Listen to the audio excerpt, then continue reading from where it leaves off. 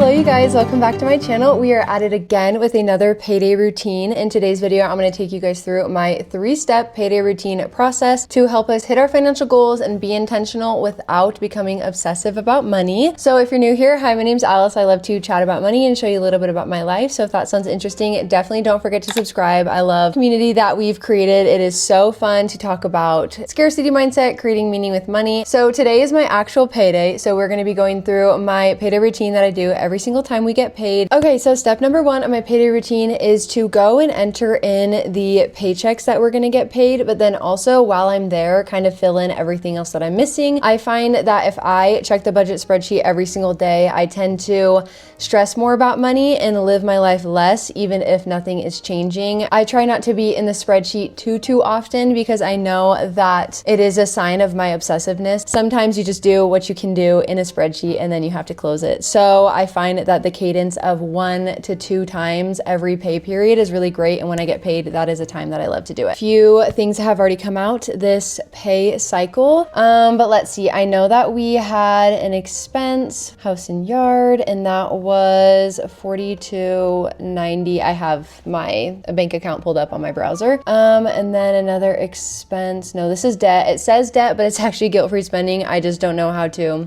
change it. Okay, so eating out, we spent $12.72, and then another debt, which I hate that it says debt, but it's whatever. Okay, that was date night. But half of our date came out like before, and then half came out in the second credit card statement, so it's kind of confusing.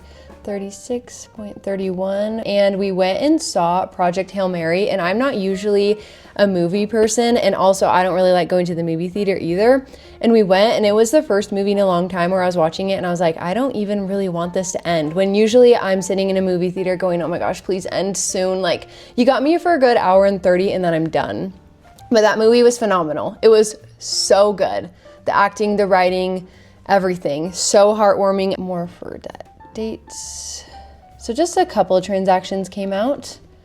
Okay, and then we got snacks for the movie. So I think that is everything that has come out, and let's also include our income. Okay, so we are gonna get paid $4,682.81. Okay, so step 1 is done. Now that we have entered in our income and all the other expenses that have come out recently, and the budget spreadsheet is completely up to date. Now that I am here, already with the tab open, I am going to be going to the budget spreadsheet and I am going to click around, kind of change things, because we do set a budget at the very beginning of the month, but it's not always 100% accurate or relevant by the middle or the end of the month. And so I don't know if you guys have noticed this, but my budgets that I set in my monthly budgeting videos, they don't always look identical to like month over month when I'm like reflecting on them. And that is because I am someone who totally believes that it is okay to change your budget. Budgeting is a little bit of future telling, trying to predict what you are going to spend, and life is so not black and white. It honestly goes crazy every single month. I don't think I've ever budgeted perfectly before, and so I definitely believe in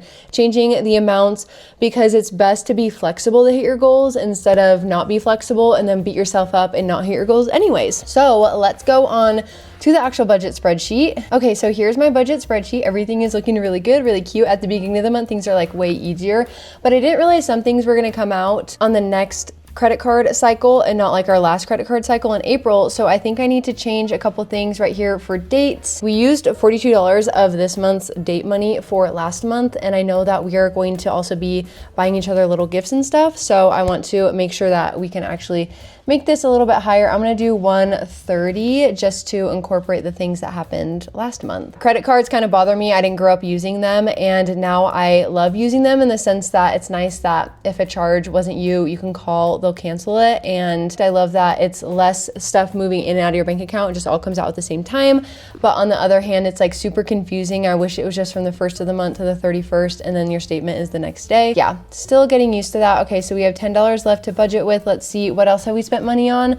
Our house and yard, we already spent $42 of that, but I think that I budgeted $500 is even more than we're gonna need anyways. So for gifts, we actually need to spend more around $325, or $325. Yeah, we need to spend a couple extra $100. I need to start buying my husband's birthday gifts because I forget that sometimes if you're not buying something off of Amazon, it takes a second to come. So I need to remember to do that. Okay, so that looks good. Again, a lot of people are against changing their budget spreadsheet, but I just personally feel like it helps me to recognize that I don't have to be perfect all the time and I can be flexible. Okay, and then step number 3 is the bulk of today's video, where we're going to be breaking down our actual paychecks and allocating them to where we think they need to go in the next couple weeks. Again, this is a great way to be intentional without losing yourself in the budget spreadsheet, if that makes sense, because I feel like for me, again, like the budget at the beginning of the month, amazing, perfect, high level, I love it, but it's not day to day, and I feel like a paycheck budget is so much more like applicable to your day-to-day life. So let's break down these paychecks. Alrighty, let's start with income. So as you guys already saw, we're going to bring home $4,682.81, which I don't know if I say this a lot or if you guys know this, but my husband is an engineer and I'm a copywriter. So those are combined paychecks. Feels like a pretty good income to me. The other day, someone asked me how much I make and I was like really impressed that they were so forward about it. So obviously I told them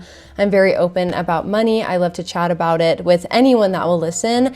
And when they asked me, I told them how much I make. And then they were like, oh yeah, like I guess for starting out in your career. And I was like, why would you say that to me? Like personally for me, I've always felt like I make such a good income for my age and for my lifestyle, and I didn't know what I was expecting. Someone asked me what my income was and they're like, yeah, it's not very much. And I was like, oh, okay. Like, I don't know. I feel like it's a lot, but yeah, that was kind of weird. So anyways, that is how much we are bringing home from paychecks. From savings these next 2 weeks, we're going to be bringing home $1,325. I just said we're going to bring home as in like we're bringing home extra money. No, we're taking this out of savings. That is coming from our fun money sinking fund, our celebrations fund, and our house and yard sinking fund. Having sinking funds is one of the best things that's ever happened to me. I was not a fan of them because I was like, why would you want a savings account that has like $400 in it? Like I didn't understand until I realized that $400 is a lot of money to just pay out of pocket. And so if you don't want to pay that money out of pocket randomly on a random month, then it's good to have sinking funds. So you'll see what those are used for later in this video. Okay, and then for our HSA, we're going to be pulling out $200.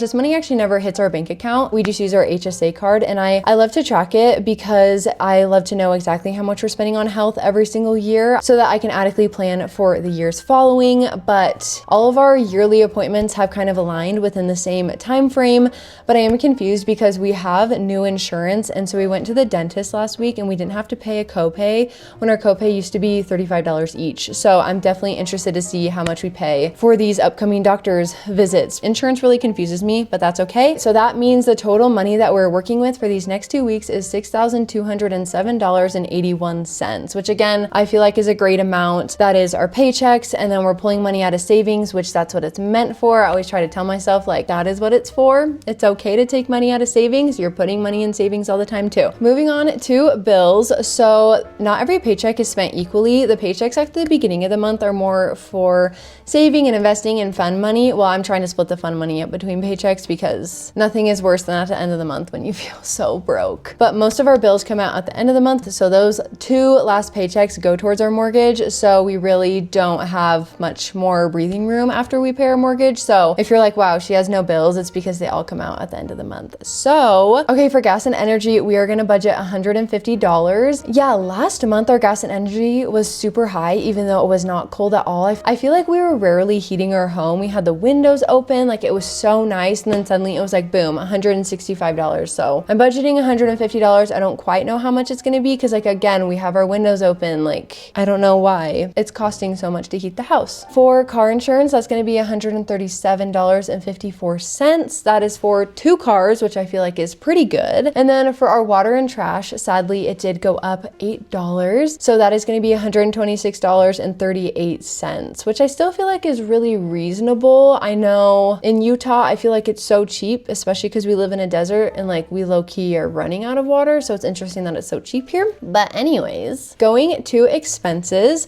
So for groceries, we're going to budget $250.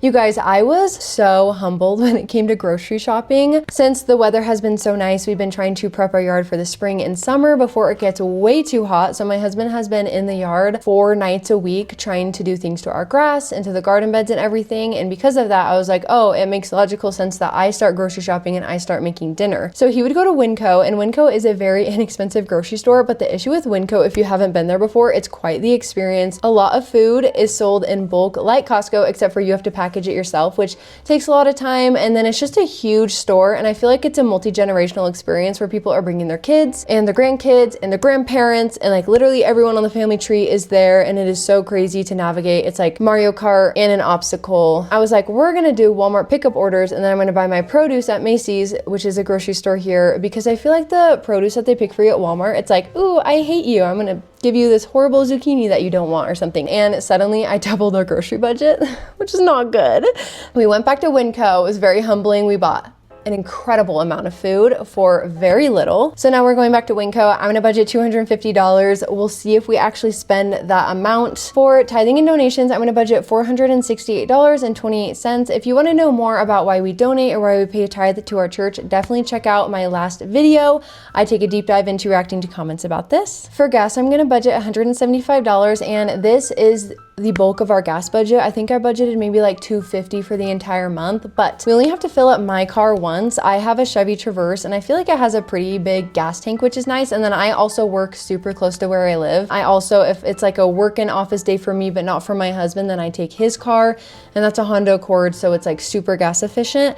Anyways, we used to not like do all these little jumping through hoops to save money on gas, but now that gas is pretty expensive, I'm trying to use the Honda Accord more if I can and not driving the Chevy too far. Our gas budget is going to be so high for the next 2 weeks because I do need to fill up my car, which costs around $75 earlier this year. It cost like $45 to fill up my car, which was wild. Quite a bit extra, so I'm trying not to drive my car as much. I'm so grateful that we are in a position where we can afford that, because I know that gas is something that you never really want to spend that much money on, but you always want to be able to drive your car. Let's go on to miscellaneous / overflow. I'm going to budget $150. If you are new to budgeting, this category in our budget is so incredibly important. I don't put a ton of actual products or items under this. Like say I buy a shirt that I wasn't planning on, I just put that under the clothes budget and then know that it actually comes from miscellaneous overflow. It is truly impossible to budget perfectly all the time, and I could add like 50 different categories to try and be perfect, but in the end, like I'm not a fortune teller or a future teller or like a future, I'm not that so Raven when it comes to budgeting, unfortunately.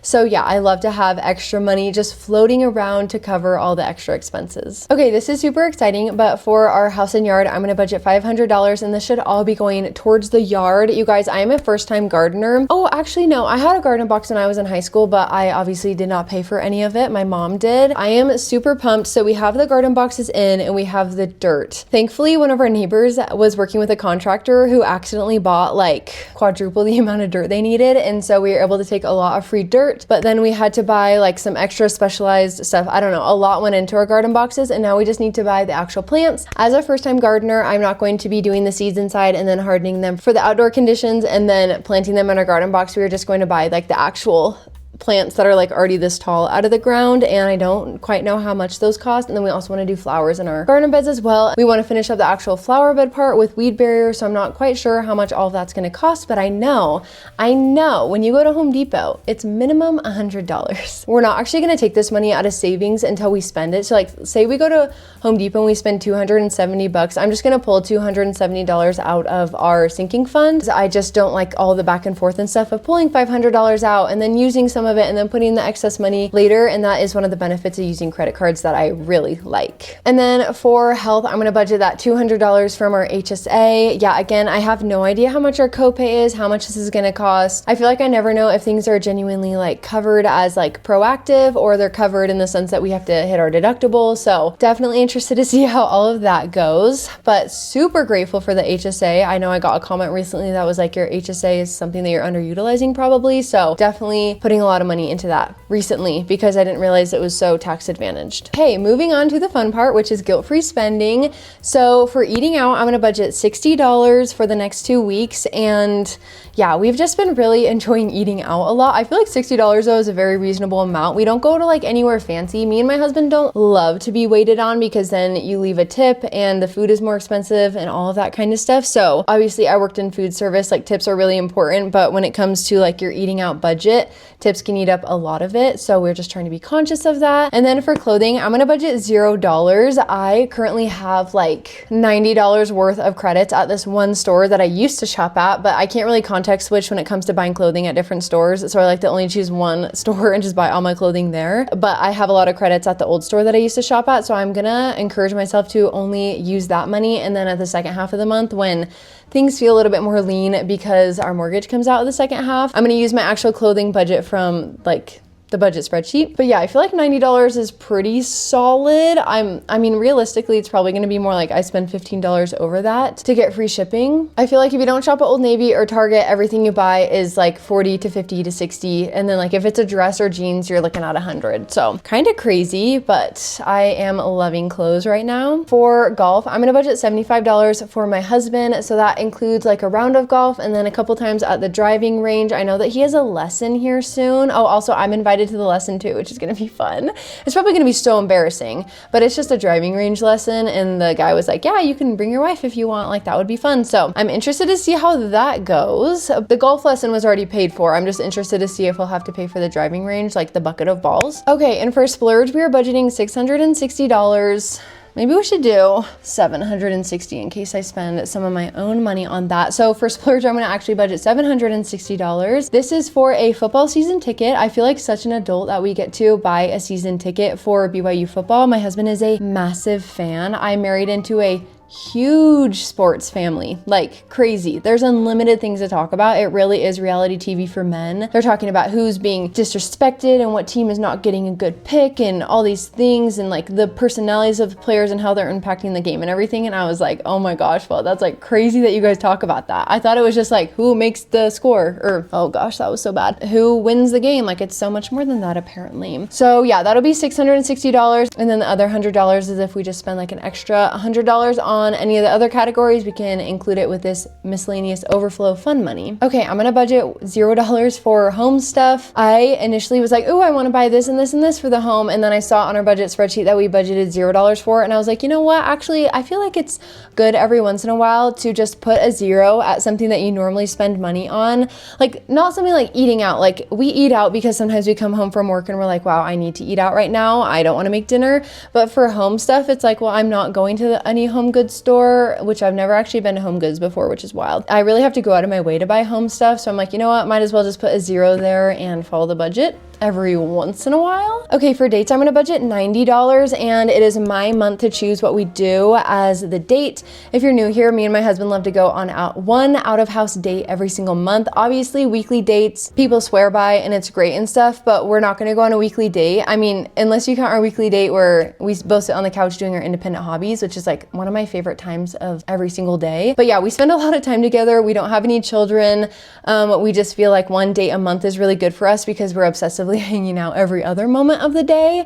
So yeah, I'm really excited. I don't know quite what we're gonna do. Probably grab a bite to eat and then go do an activity. I love doing activities. We've done candle making, axe throwing, Project Hail Mary. We went to an arcade. Yeah, we've had a lot of fun. Lots of stuff to do here in Utah. Okay, for gifts, I'm gonna budget $325 for the next 2 weeks. This includes one of the gifts that I need to buy. I need to stop saying need. One of the gifts I get to buy for my husband for his birthday. I'm not good at always planning like the, okay, you buy it and then the shipping and then the birthday, like it's already wrapped and everything by the time it's their birthday. I just feel like it's more impactful if it's already ready for their birthday instead of being like, oh, hey, I'm gonna get you this by the way.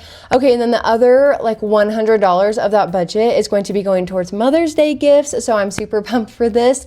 Don't quite know exactly what I'm gonna get my mom and I need to hop on that right now, but probably something off of Amazon so it ships fast. I have a family that does Amazon wish lists and it is so convenient. Do I always fill mine out? Not really, but it's really convenient for when I'm buying stuff for other people because they literally just have a list of links there that I can click on. So great. Obviously, I'm someone who loves a surprise. I prefer a surprise over getting exactly what I want.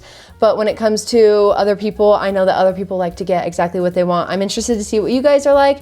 But yeah, I'm super pumped for this. Probably gonna get her something linen because she loves like linen sheets, a linen like bed skirt, like I don't know. I'm excited to see what I get. Okay, now we're on the last category, which is saving and investing. So again, as I said in the bills section, that these paychecks are really for saving and investing. So this, like, we do it all basically in one fell swoop and then we're done for the month. So we used to actually save all of our money at the end of the month and just like have it in our bank account and then put it in the end when we knew that we could actually save that amount of money when we had higher fixed expenses. But then I was noticing that we were not saving money. So then I was like, we need to save with our first paychecks. Now we almost never don't save the amount that we say we're going to, and it's been super awesome to see.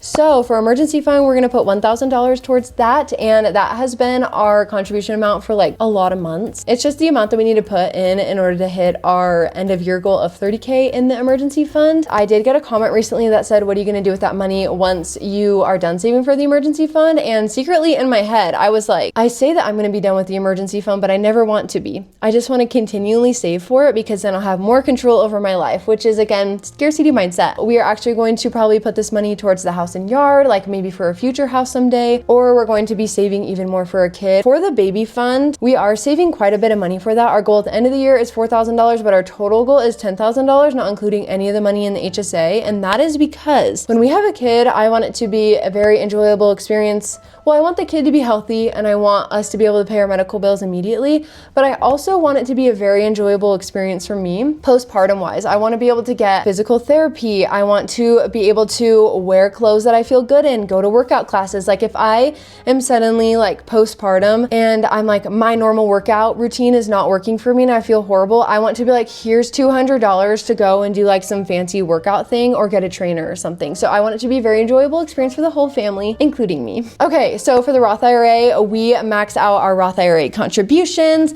So that includes $288 every single week. And so for the next 2 weeks, that will include $576, which is super exciting. Yesterday, I did have a little bit of a freak out. I was like, oh my gosh, we're not investing enough. And then we did the compound interest calculator and I was like, okay, like we're good. Investing for retirement is a type of thing where it feels like you're never doing enough and you could always be doing more, but I need to tell myself maxing out your Roth IRAs, huge deal. So I'm very proud of us for doing that. And then for the car, celebrations, vacations, house and yard, and child, we're gonna be putting $125 into each of those. We just wanna always be contributing money to our sinking funds because again, when you need that money, it is super convenient to just like have $800 in there. It really is like little contributions consistently that add up over time, especially if your goal is only like $1,000. So that is where we want all of the money to go for the next 2 weeks. Total, that leaves us with $539.61. Now that is a lot to roll over to the next pay period, except for the next pay period again has our mortgage, and we do want to make sure that we are spending some of our fund money because I do find it hard to stick to a budget when you spend all your money at the beginning of the month and then you have no money at the end. Anyways, thank you guys so much for joining me today on this payday routine. I hope that it really helps you being diligent but also trying to live your life and not just like be on the spreadsheet all the time. I hope you have a great rest of your day and I will see you later. Bye.